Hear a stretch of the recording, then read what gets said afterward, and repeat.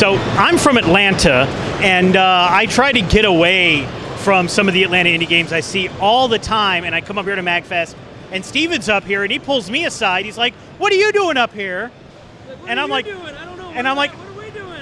I don't know. We've been traveling for 10 hours, just coming up to MAGFest, trying to show off my game, and I run into you now, and it's now we're showing this off. That's great. I have Odin. I'm here with Steven from Smashatron Games. I had to look at it. Yeah, you had to glance. Yeah. I had to glance at it.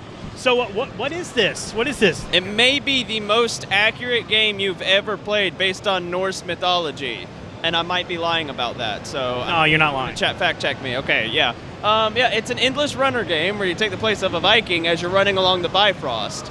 Odin, he takes exception to that, and he just tries to take you out of the air. So the whole game is you trying to get as far as you can, and all the while being incredibly frustrating yet addicting. So there's a bunch of different colors. Tell us a little bit about the gameplay and what the colors mean and what's going on here. Yeah, the colors actually give you different stat effects depending upon which one you land on.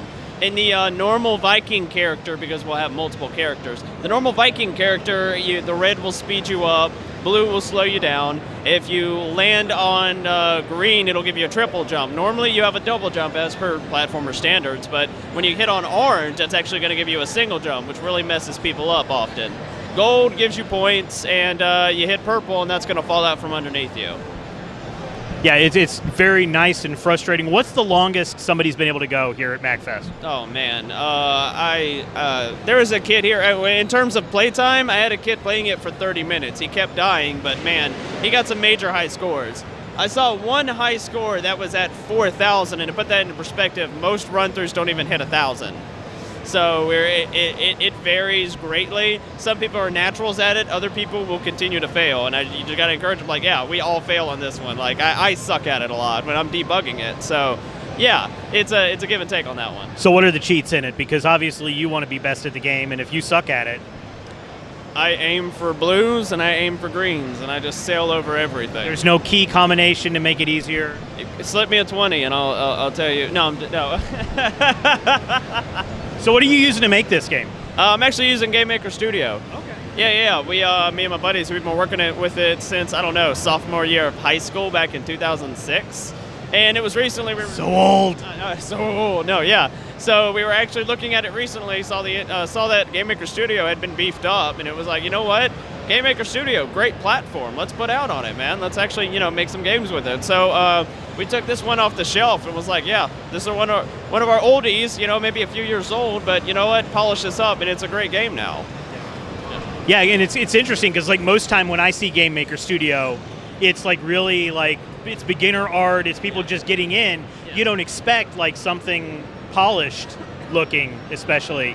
To be in Game Maker. Absolutely. Well, Game Maker's really wonderful at 2D, and that's one of the big things that, I try to tell people when they're getting into game development, that if you're making a 2D game, look at Game Maker first. They do everything, they do things right because it's so simple. Now, when you start doing something complex, that's when you want to move away from Game Maker and possibly look into Unity or some other engine and convert that to 2D. But if you're doing a basic 2D game, I couldn't begin to recommend Game Maker more, because it's like that's what it does right, and it does it, first time through.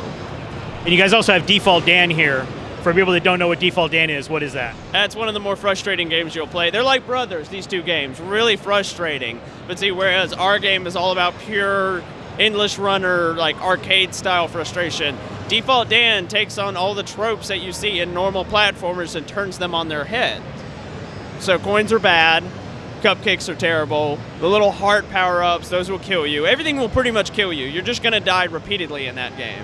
Similar to ours, so that's why they're pretty much side by side with each other. It's like, hey, you want some good old frustration? Come on over to our booth, because, we'll give it to you and you'll want to keep playing for some reason. Why'd you not name the company Frustration Games?